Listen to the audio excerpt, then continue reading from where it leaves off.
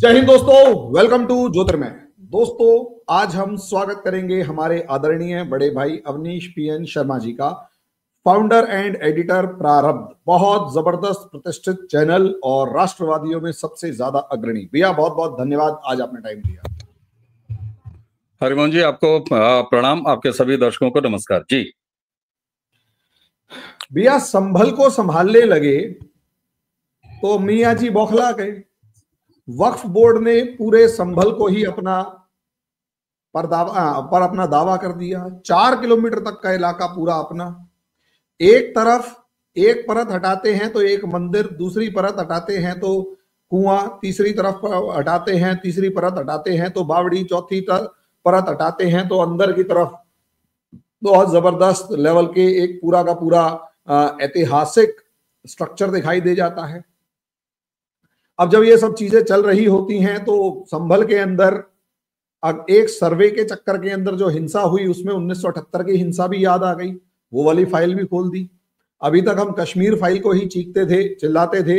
यहां तो 1978 के अंदर 250 से ज्यादा हिंदुओं को जब जिंदा जला दिया गया, या जो भी एक संख्या उसको जिंदा जला दिया गया, तो वो वाली फाइल पूरी की पूरी दोबारा खुल गई है। जो 1978 में उस समय पर 20 की उम्र के रहे होंगे, वो आज के दिन लगभग 80 की उम्र में पहुंच चुके होंगे। 55 ऐसे 70 से 80 की उम्र में पहुंच चुके होंगे।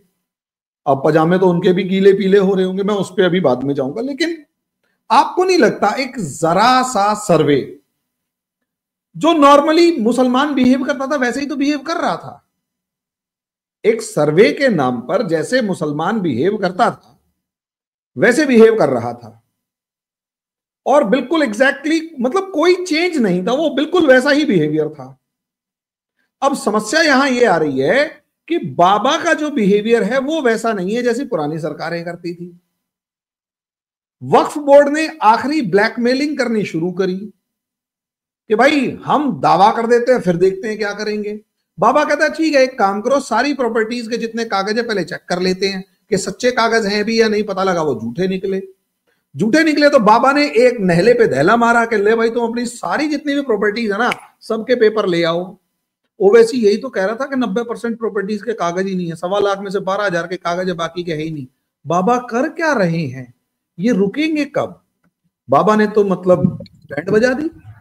और एक जरा सा मामला था, इसको मैं आपसे ये भी पूछना चाहूंगा, मुस्लिम्स इस मामले को बहुत तरीके से शांति से निपटा सकते थे, लेकिन आपको नहीं लगता शांति से निपटाने की जगह ये पूरे का पूरा मामला इतना ज्यादा बढ़ा चढ़ा के बवाल मचा दिया गया, जैसे मुसलमान पहले भी करते थे, कि वो झेला नहीं जा रहा मुसलमानों से खुद ही। और हालत दबाव इतना आ गया कि बरेली के अंदर एक मस्जिद जो है वो अपने मतलब वो अवैध कब्जे पर बनी हुई थी, वो मस्जिद खुद ही तोड़ दी कि सॉरी भाई साहब, ये कब्जे पे बनी हुई है, आप इंक्वायरी मत बिठाओ। क्या कहना चाहेंगे आप, इसमें चल क्या रहा है ये? ठीक। जानवरों के डॉक्टर को कभी पर्सनली जानते हैं आप? किसी जानवर के डॉक्टर को, वेटनरी डॉक्टर को? माफ कीजिएगा, मेरी नजर में मतलब ऐसा कोई नहीं है जिसे मैं इतना करीब से जानता हूं। ठीक। होता क्या है कि वेटनरी डॉक्टर्स जो होते हैं ना, वो आदमियों के डॉक्टर की तरह ऐसा नहीं होता है कि उसमें स्पेशलाइजेशन होता है, उसमें सर्जरी के अलग होते हैं, ऐसा नहीं होता है। कुल मिला के एक वेटनरी डॉक्टर जो है ना, वो खुर से लेके और मुंह तक का इलाज करता है जानवरों का, गुप्त रोगों का भी इलाज करता है। मैंने जानवर के उदाहरण के साथ शुरू किया तो इसको किसी और मामले या किसी कौम से न जोड़ा जाए, लेकिन सबसे सटीक उदाहरण है। होता क्या है कि गाय हो या भैंसे हो या इस तरह के जानवर हो जो खुर वाले होते हैं, उनमें कई बार क्या होता है कि आजकल लोग नेचुरल वातावरण में रखते नहीं, पक्के पर रखते हैं, नीचे सीमेंटेड होता है, तो वो उनके अनुकूल नहीं होता है। तो खुर में कई बार हल्का सा पानी, एक छोटा सा छेद दिखाई देना शुरू होता है। फिर एक वेटनरी डॉक्टर आता है, वो जब उसको खोदना शुरू करता है तो पता चलता है कि साहब पूरा खुर ही अंदर से सड़ा हुआ है। ऊपर से वो इंटैक्ट दिखाई देता है, बिल्कुल इंटैक्ट दिखाई देता है। एक हल्का सा पानी, वो सर्वे वाला पानी, एक हल्का सा सर्वे वाला पानी। फिर उसके बाद वो हल्का सा कुरेदता तो उसमें से कुछ कीड़े निकल के चले आते हैं, कुछ परजीवी निकल के चले आते हैं। कुछ पत्थरबाज जो हैं वो शहीद उनके हिसाब से हो जाते हैं, या कुछ इस तरह की घटनाएं हो जाती हैं। फिर क्या करता है वो डॉक्टर, थोड़ा सा और उसको ऐसे करता है तो कुछ बिजली के तार नजर आ जाते हैं, कुछ अवैध कटिया कनेक्शन नजर आते हैं। फिर वो वेटनरी वाला डॉक्टर अपना औजार लगाता है और आगे जाता है तो एक पूरी मस्जिद जिसकी छत से 150 अवैध कनेक्शन, बिजली सप्लाई, बिजली घर बना दिया जाता है। करते करते करते करते पूरा खुर जो है वो खुद जाता है। फिर वो वेटनरी डॉक्टर उस पर टिंचर, डिटॉल और जो कुछ भी लगाता है उसका बैंडेज करता है। उसके अपने एपरेटस आते हैं, लकड़ी के इतने बड़े बड़े गुटके, उनको खुरों पर लगाया जाता है तब तक कि जब तक खुर पूरी तरह से सही ना हो जाए। अब यहां पर एक मास्टर स्पेशलाइजेशन, इसीलिए मैंने कहा आप जानते हैं कि नहीं, खुर के 2 हिस्से होते हैं। तो होता क्या है कि वो वेटनरी सर्जन जो है पहले इधर का काम कर देता है और बगल वाले हिस्से में लकड़ी का एक बैंडेज लगा देता है, एक गुटका, ताकि इसको जमीन पर न रखा जा सके। और जब ये हील हो जाता है फिर वो इधर लकड़ी का गुटका लगा के इधर वही काम करता है। संभल में यही हो रहा है। सर्वे वो रिश्ता हुआ पानी था। सर्वे के बाद हंगामा करना मुसलमानों की अपनी फितरत थी, और उन्हें ये गणना करने में कहीं कोई गलती नहीं हुई। मैं कह रहा हूं आपसे कि एक ऐसा डॉक्टर लखनऊ में बैठा हुआ है दोबारा आके कि जो फिर वो पूरा खोद डालेगा, बीमारी सही कर देगा। संभल में यही हो रहा है। आपने बात की, अभी मैं वक्फ वाले पे आता हूं, रजाकार के मामले में आता हूं। कागजों की आपने बात कही, सारे कागज चेक करने की बात कही, ये तो ठीक है। लेकिन फिलहाल जानकारी के लिए बता दूं, संभल प्रशासन ने उस लोकल व्यक्ति जो कि दावा कर रहा था कि ये वक्फ बोर्ड की जमीन है, उसके खिलाफ एफआईआर करा दिया। और मजे की बात है, मालूम है धाराएं कौन कौन सी लगी हैं? एक धारा उसमें लगी है अवैध जमीन पर कब्जे करना, किसी जमीन पर अवैध रूप से कब्जा कराना, उस पर अपना मालिकाना हक पेश करना फर्जी कागज के आधार पर। तो ये तो रही स्थानीय कार्रवाई की बात। और वो देखिए साहब, जो पढ़े लिखे लोग होते हैं तो वो जानते हैं ना कि 1 फिर 2 फिर 3 फिर 4, तो प्रशासन पढ़ा लिखा मशीनरी होती है। तो वो तो एक चीज मिलेगी, जैसे एक मस्जिद के ऊपर 150 कनेक्शन फर्जी मिले, उसने और हटाया तो मंदिर मिल गया, उसने और हटाया तो कुएं मिल गए, उसने और हटाया तो समाजवादी पार्टी का एक सांसद के घर पर बिजली चोरी मिल गई, 1,91,00,000 का वसूली का नोटिस आ गया। तो प्रशासन तो खोदता जाता है ना। तो यहां पर 2 तरह की खुदाई चल रही है संभल में, एक कागजों की खुदाई और दूसरी तरफ उन कागजों के आधार पर जमीन पर खुदाई। जो जो कागज बोल रहे हैं वो जमीन पर निकल रहा है। ये दोनों जब हो रहा है तो जो तीसरा पक्ष है, सत्य और सत्य के कागज के बनाम जो तीसरा पक्ष है, जो झूठ है, जो मक्कार है, जो अवैध अतिक्रमणकारी है, जो देश में विघटनकारी है, जिसने सनातन के हर प्रतीकों को हमेशा ध्वंस किया है, वो झूठा निकलता जा रहा है, वो निकलता जाएगा। मजे की बात यह है कि मैं एक स्थिति की कल्पना करता हूं कि 17 तारीख को, संभवतः अगर मैं भूल नहीं रहा हूं या गलत नहीं कह रहा हूं, तो 17 तारीख को प्लेसेस ऑफ वर्शिप एक्ट 1991 की वैधता, उसके अस्तित्व को चुनौती देते हुए जो अश्विनी उपाध्याय जी का मुकदमा है, उस दिन उसकी हेयरिंग है। ओवैसी जो कि एक नॉन प्रैक्टिशनर वकील है, पता नहीं कैसा वकील है, मुझे नहीं पता, 1991 प्लेसेस ऑफ वर्शिप एक्ट से ओवैसी का बड़ा पुराना नाता है। मैं मोदी जी को थैंक यू नहीं बोलूंगा कि मेरा फलानी जगह से पुराना नाता है, ये उस लाइन पर उनका कॉपीराइट नहीं है, मैं भी इस्तेमाल करूंगा, आप भी किया कीजिए, बड़ी अच्छी लाइन। ओवैसी का खानदानी ताल्लुक है। 1991 प्लेसेस ऑफ वर्शिप एक्ट जो कांग्रेस ने झुंझुना पकड़ाया था इस देश के मुसलमानों को, उसका ड्राफ्ट तैयार करना का काम ओवैसी के पिताजी ने किया था।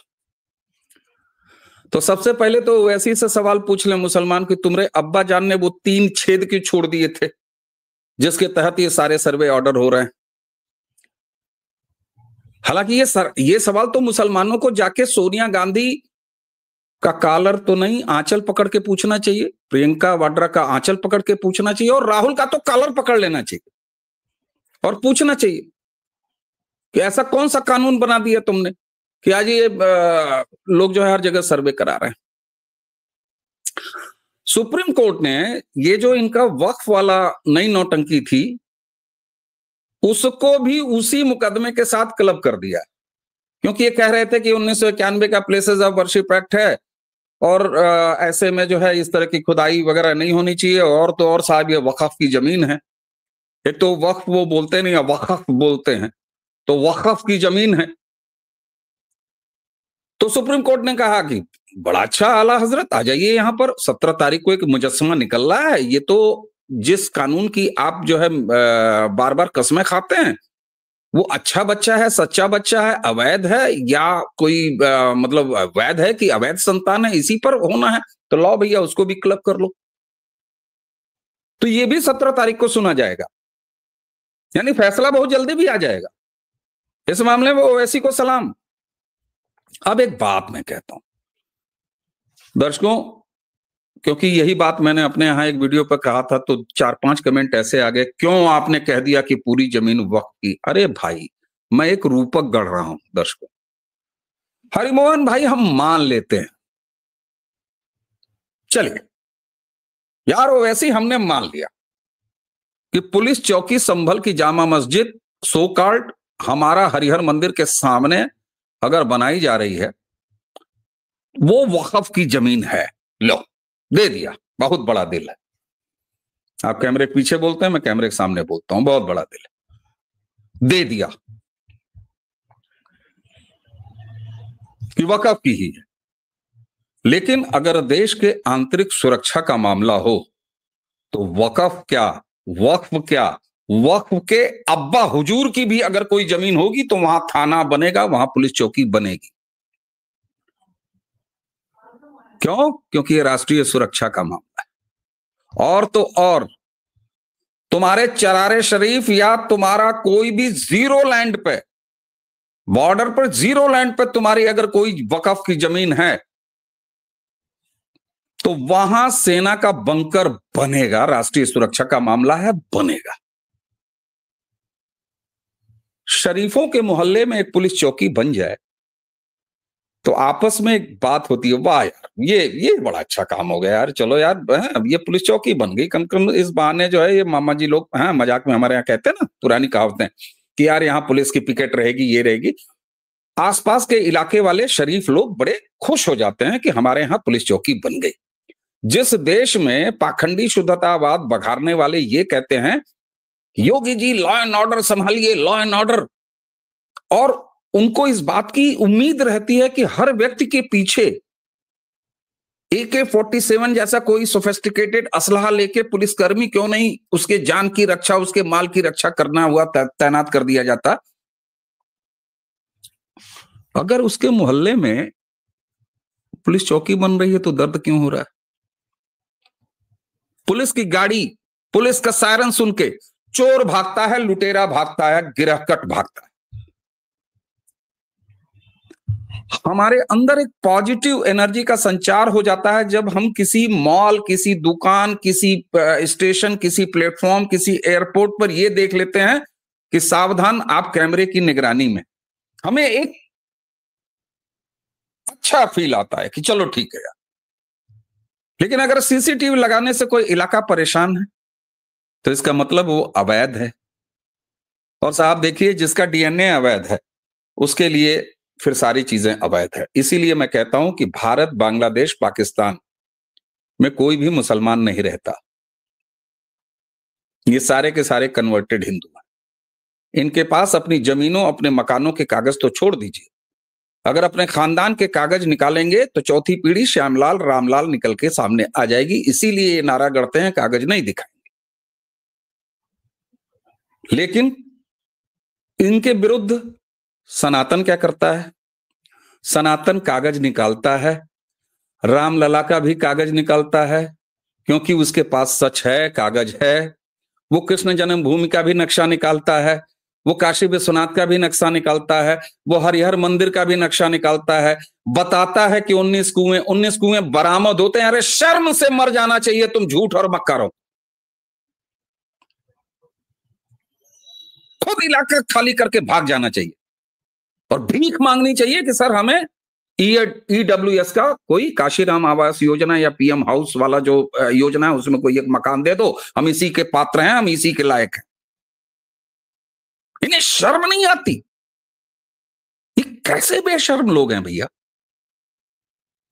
नैतिकता में तुम झूठे मक्कार, कागज पर तुम झूठे मक्कार, और कागज पर लड़के सनातन इन्हीं भारत की न्यायपालिका की पूरी इज्जत एहतराम करते हुए, संविधान का पालन करते हुए कैसे मर्यादा पुरुषोत्तम भगवान राम का जन्मभूमि वाला मंदिर हासिल कर लेता है, ये उदाहरण तुम्हारे सामने। वो कृष्ण जन्मभूमि कैसे ले लेगा, ये उदाहरण तुम्हारे सामने आएगा। उसने काशी विश्वनाथ में कैसे क्या क्या आगे बढ़ रहा है, ये तुमको पता है। तुमको ये भी पता है कि तुम्हारे अब्बा हुजूर मुलायम सिंह ने संभल के हरिहर मंदिर में पूजा अर्चना बंद कराई थी। प्लेसेस ऑफ वर्शिप एक्ट था, किस अधिकार के तहत बंद कराई थी? ये बेशर्मी है। तो साहब देखिए, एक बात मैं कहा करता था, जब बुलडोजर की कार्रवाई पर सुप्रीम कोर्ट की गाइडलाइन नहीं आई थी, उससे पहले भी एक चीज, कई बार तो आपके साथ बातचीत है और तार्किक बात है, जरा इस पर इसको लोग गंभीरता से सुने।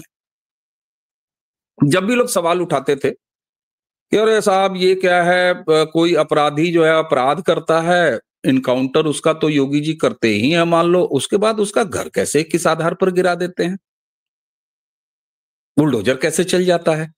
तो मैं एक सवाल करता था कि भाई साहब, अगर बुलडोजर की कोई कार्रवाई गलत है तो जिस देश में एक नाली का ईंटा दाएं बाएं करने पर 2 मिनट के अंदर स्टे हासिल हो जाता है अदालतों से सिविल के मामलों में, उत्तर प्रदेश में 2017 जब से योगी आदित्यनाथ ने शपथ ग्रहण किया और बुलडोजर की कार्रवाई शुरू हुई, एक भी कोई केस बता दे जो कोर्ट में गया हो? हाँ, अभी अभी एक मामला गया है जिसमें अधिकारियों के खिलाफ कार्रवाई इनिशिएट हो रही है।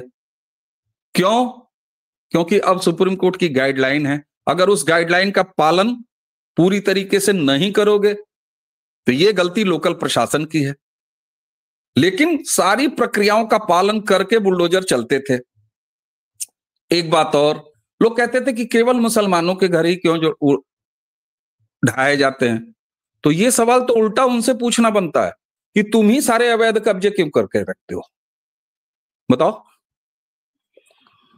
बताओ ना। क्योंकि सुप्रीम कोर्ट ने भी कहा कि अवैध पर बुलडोजर चलने को रोकेंगे नहीं, और योगी कहते हैं अवैध पर हम चलाते नहीं। आज संभल की खाली जमीन 420 या 25 स्क्वायर मीटर की वो पूरी जमीन, जिसकी केवल 210 स्क्वायर मीटर जमीन खाली है, जिस पर ये सारी खुदाई हो रही है। अभी तो खुदा की खुदाई बाकी है, बावड़ी खुद रही है। उसके आसपास से जो भी वीडियो आते हैं उसके बैकग्राउंड में लोगों को, जनता को, सबने वो वीडियोस देखे होंगे, अट्टालिकाएं खड़ी हैं। सबसे कम कीमत का मकान भी वहां 1.5 करोड़ का है। और एक वो बावड़ी की जो सुरंग है वो जाते जाते जहां रुक गई है, ऊपर जो है अब्दुल का मकान है। और मजे की बात देखिए, इलाके के नाम कृष्णपुरी है या ऐसा कुछ नाम है, लक्ष्मणपुरी या कृष्णपुरी, कुछ इस तरह का नाम। साहब, ऑपरेशन संभल का पूरा प्लान बेहद सुनियोजित तरीके से बनाया गया था, और आज आपके चैनल पर मैं कहने से बचता हूं, लेकिन अब मैं कह रहा हूं, तारों को डॉट्स रख रहा हूं, डॉट्स को जोड़िएगा। संभल कल्कि अवतार के लिए जाना जाता है, कल्कि भगवान की जमीन है, ठीक। एक चीज मैं कहना चाहूंगा, सबसे बड़ी बात यह है, कल्कि अवतार को लोग लगभग भूल चुके थे कि संभल कल्कि अवतार की जमीन है। इस इंसिडेंट ने और पत्थरबाजी ने, या यूं कहें कल्कि अवतार ने, लोगों को खुद आके बता दिया मैं आने वाला हूं, तैयार हो जाओ। ठीक, अब मैं आने वाला हूं, तैयार हो जाओ। उनके स्वागत में इस देश में जो सकारात्मक सरकार है केंद्र में और उत्तर प्रदेश में, वो कैसी तैयारी करके बैठ रही है, और उसका नतीजा आज का संबल है। 19 कुएं, बावड़ियां, तमाम चीजें सब आएंगी। डॉट्स रख रहा हूं आपके सामने, डॉट्स जोड़िएगा। आचार्य प्रमोद कृष्णन कांग्रेस से धीरे धीरे धीरे धीरे दूर होते हैं। कल्कि मंदिर की निर्माण की योजना उनकी, और प्रधानमंत्री वहां जाते हैं।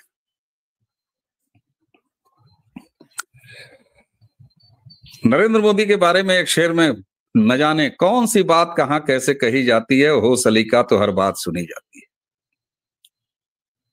प्रधानमंत्री ने कल्कि मंदिर आचार्य प्रमोद कृष्णन के यहां वो गए। उसके बाद संभल चंदौसी में स्थित हरिहर मंदिर के सर्वे की प्रक्रिया शुरू होती है। संभल का जिला प्रशासन और कुछ विसिल ब्लोअर्स की टीम नक्शों के साथ, कागजों के साथ सामने आती है। इसी बीच में सारा मामला सुप्रीम कोर्ट जाता है। अश्विनी उपाध्याय की वो 1991 प्लेसेस ऑफ वर्शिप एक्ट को चैलेंज करने वाला केस सामने होता है। संभल के मामले में सुप्रीम कोर्ट ये डिसीजन देता है कि हम केवल तात्कालिक रोक लगा रहे हैं कि आगे कुछ वहां पर सर्वे हो, फैसला ना सुनाया जाए। यह भी गलत तरीके से पेश किया गया। सर्वे पर कहीं रोक नहीं थी। सर्वे हो, चाहे वो बनारस में हो चाहे कहीं भी हो, केवल उसका फैसला मत सुनाइएगा, क्योंकि यहां पर 1991 places of worship act he challenged है।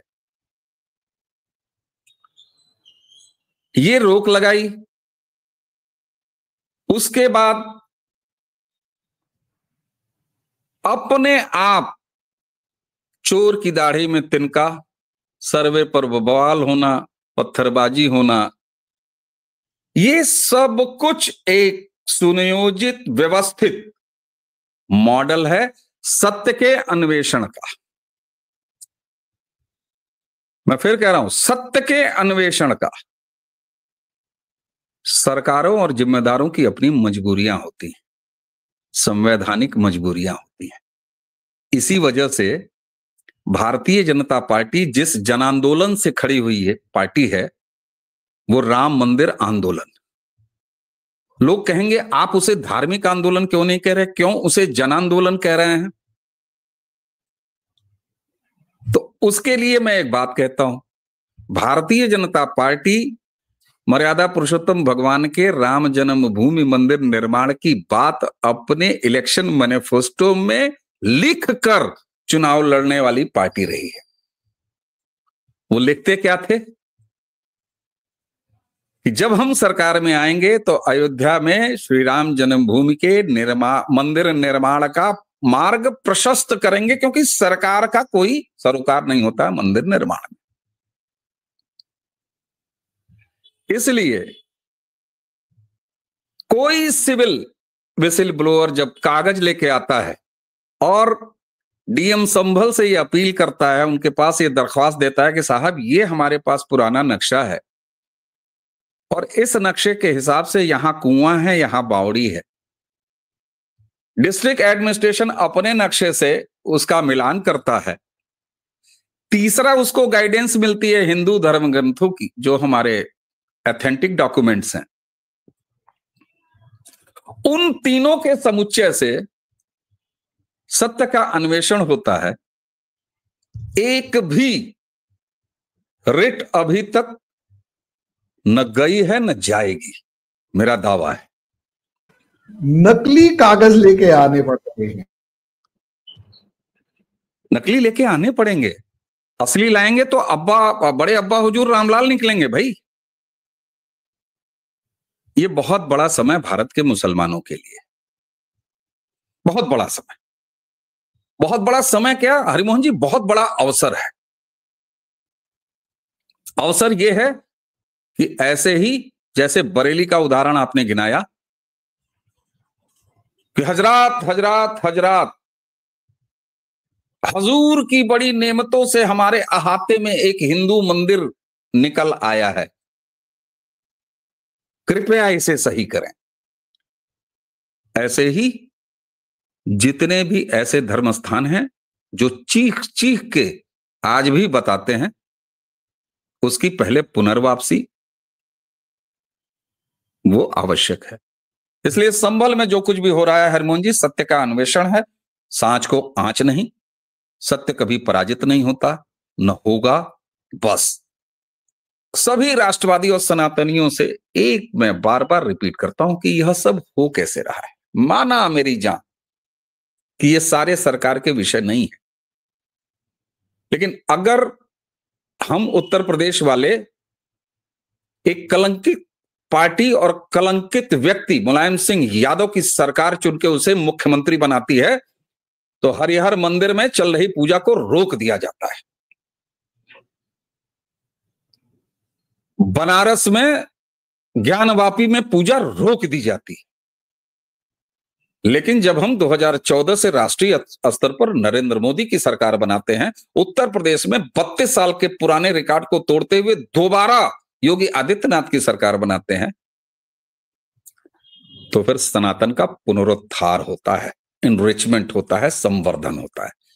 इसे कहते हैं वोट की ताकत। और इसीलिए मैं बार बार कहता हूं कि सनातनियों को कभी भी पत्थर नहीं उठाने पड़ते, कागज उठाना पड़ता है, नक्शा उठाना पड़ता है, कोर्ट और कचहरी में जाना पड़ता है। लेकिन ये सब तब हो पाता है जब वो साथ में अपनी इन 2 उंगलियों का भी इस्तेमाल करता है। अपने लिए ऐसी सरकार चुनता है जो भले फ्री बिजली, फ्री पानी, फ्री बस यात्रा, इस जैसी तमाम ढकोसले न करता हो या करता हुआ दिखाई न देता हो, लेकिन सरकार की जो एक जिम्मेदारी होती है, जनता की सरकार जनता के लिए, जिनको उसे पालने की आवश्यकता लगती है, उसे सालों साल फ्री अन्न देती है, उसके लिए अन्नदाता बनती है। यह सरकार का नैतिक दायित्व है, नैतिक जिम्मेदारी है। लेकिन उसी के साथ साथ राम मंदिर के लिए तो लिखती थी वो पार्टी कि अनुकूल माहौल मार्ग प्रशस्त करेंगे। संभल में आप देख रहे हैं कल की धाम अवतार वाले शहर का अन्वेषण हो रहा है, अनुकूल माहौल की वजह से हो रहा है। इसलिए सनातनियों को अपनी 2 उंगलियों का भी निरंतर इस्तेमाल करते इसी तरह से रहना होगा, जैसे उन्होंने 14 में किया, 19 में किया, 2024 में भी किया। तो ये सत्य का रास्ता है, रुकेगा नहीं। पूरा संभल खुदेगा जी, असली संभल सामने आएगा। संभल एक अग्नि परीक्षा मुझे लगी आपकी बातों से, और ये अग्नि परीक्षा सनातन की भी है, अपने आप को सत्य सिद्ध करने की, अपना सत्य सिद्ध करने की, और ये मुसलमानों की अग्नि परीक्षा भी है कि क्या वो उस भाईचारे में भरोसा करते हैं जिसका वो दावा करते हैं। और उससे बड़ी अग्नि परीक्षा हमारी इस व्यवस्था की भी है, जिसको ये कहते हैं कि हम सेक्युलर हैं, हम धर्मनिरपेक्ष हैं, और सच में इस अग्नि परीक्षा को लेने वाले बाबा हैं जो रुक नहीं रहे, और इस अग्नि परीक्षा को देने से भागने वाले वो लोग हैं जो झूठ का सहारा ले रहे हैं, और सत्य के मार्ग पर चलने वाले वो लोग भी हैं जो शांति से खड़े हुए हैं कागज लेकर। सवाल कागजों का है, सवाल सिद्धांतों का है, और इसीलिए मुझे लगता है संभल एक अग्नि परीक्षा है जी। कंक्लूडिंग। और संभल अग्नि परीक्षा के साथ साथ हरिमोहन जी एक वेल टेस्टेड मॉडल भी है, क्योंकि संभल अकेला नहीं, इस देश में हजारों संभल है। संभल, आपने बिल्कुल सही कहा, सभी पक्षों के लिए, सरकार हो, हिंदू पक्ष हो, सनातन हो, मुसलमान हो, उन सबके लिए अग्नि परीक्षा है। उसी के साथ साथ एक सफल मॉडल है। जैसे होता है ना कि एक मॉडल स्टेट में कोई योजना, कुछ मॉडल डिस्ट्रिक्ट्स में पायलट योजना चलाई जाती है। क्योंकि आप ये देखिए ना, आपने कहा कि बाबा रुक नहीं रहे हैं। मजे की बात यह है कि पक्ष जो समर्थक हैं वो तो रोकेंगे नहीं जिनका काम हो रहा है, जिनका काम बिगड़ रहा है वो भी नहीं रोक रहे हैं, वो भी नहीं रोक रहे भाई। कारण क्या? कि ऐसे कुरेदने पर सच्चाई सामने आ जा रही है। और एक चीज मुझे, फिर हल्की बात है लेकिन कहना, मजा तो थोड़ा सा अंत में, थोड़ा मुझे स्पेस दीजिए यार। तुम लोग कोई भी काम ठीक से क्यों नहीं कर पाते? शिवलिंग, हमारे शिवलिंग को तुम भ्रष्ट करोगे, उसका अपमान करोगे, तो उसके ऊपर वो पंचर वाली शैली में तुम कुछ प्लास्टर लगा दोगे। है?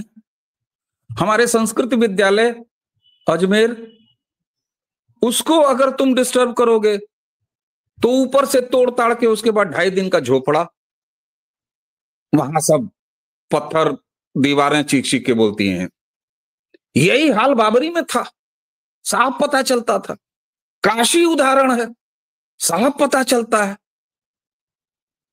और श्री कृष्ण जन्मभूमि पर चले जाइएगा तो आंसू नहीं रुकेंगे साहब, वहां तो सामने सीधे दीवार और पीछे ईदगाह की मस्जिद। कुतुब मीनार देखिए, जहां जाएंगे वहां यही इनके कंकाल गाड़ रखे हैं इन्होंने, मार मार के लोगों को।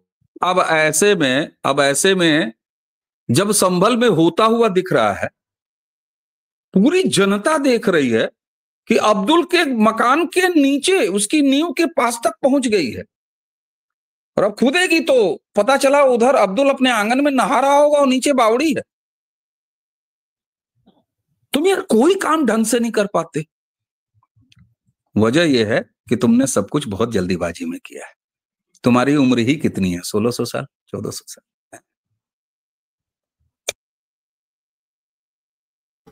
भैया आपने जो टाइम दिया उसके लिए बहुत बहुत शुक्रिया, और जो कंक्लूडिंग रिमार्क है वो तो कुछ ज्यादा ही खतरनाक है। मैं यही कहूंगा कि अभी तो संभल जो है वो शुरुआत है। अब अगला सवाल जो खड़ा होता है वो क्या पूरे भारत में लागू होगा? तो मेरे को लगता है शुरुआत अच्छी हो और डेडिकेशन अच्छा हो तो पूरा हिंदुस्तान खोदते हुए देर नहीं लगाएंगे। यार इन्होंने पूरा हिंदुस्तान तोड़ के अगर एक चीज बना दी तो हम भी तो खोद के एक चीज बना सकते हैं। और आगे अगर ये सिचुएशन चलती रही तो हमें कोई दिक्कत नहीं है। यही एक बड़ा कारण है कि इतिहास बताता है कि पूरी दुनिया में भारत ही एक ऐसा है जहां बड़ी बड़ी शक्तियां, महाशक्तियां आके हारी हैं। हम जीतने वालों में से हैं, हारने वालों में से नहीं। ईसाइयत हुई वो यहाँ आके हार रही है, उसे ढोंग का, उसे भारतीय संस्कृति का सहारा लेना पड़ा। इस्लाम आया वो भी तलवार के दम पर नहीं, अपनी हमारी भारतीय संस्कृति का सहारा लेके सूफियों के रूप में ढोंगी बन के पहले मुसलमान बनाया, और उसके बाद उन सूफियों की दरगाहों को जला जला के उन्हें कट्टर मुसलमान बनाया गया। सीधे तो वो भी नहीं टकरा पाए।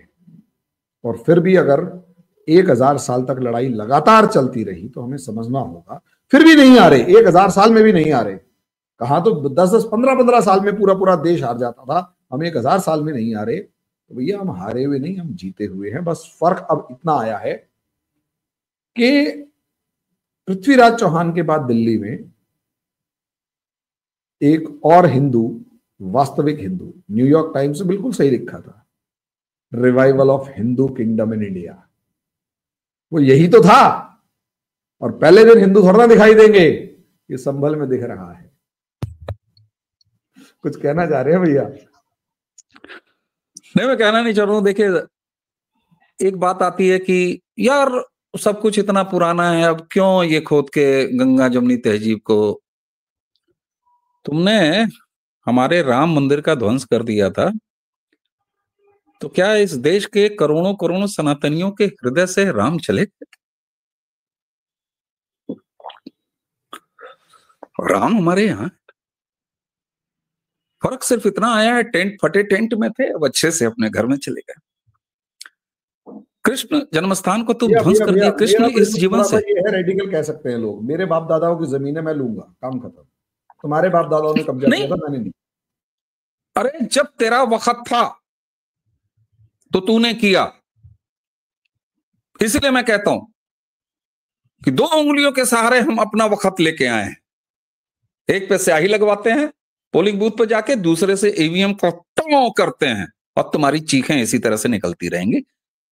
संभल मॉडल है वो सफल मॉडल जो 25 करोड़ आबादी वाले उत्तर प्रदेश के यशस्वी मुख्यमंत्री सफलता से करके दिखा रहे हैं। दिल्ली भी इसमें शामिल है। मोदी जी कल की क्यों खोदा, अब योगी जी तो खोद रहे हैं, आप शामिल हैं, सब मिले हुए हैं जी। भैया आपने टाइम दिया उसके लिए बहुत बहुत शुक्रिया, बहुत बहुत शुक्रिया भैया, थैंक यू। मैं सबसे यही रिक्वेस्ट करूंगा कि अवनीश जी का चैनल प्रारब्ध और मेरे चैनल ज्योतिर्मय ग्लोबल और कर्मण्य सबको लाइक करें, सब्सक्राइब करें, शेयर करें, बेल आइकन जरूर दबाएं ताकि हमारे वीडियोस आप लोगों तक जल्दी से जल्दी पहुंचे। धन्यवाद, थैंक यू भैया। थैंक यू, नमस्कार।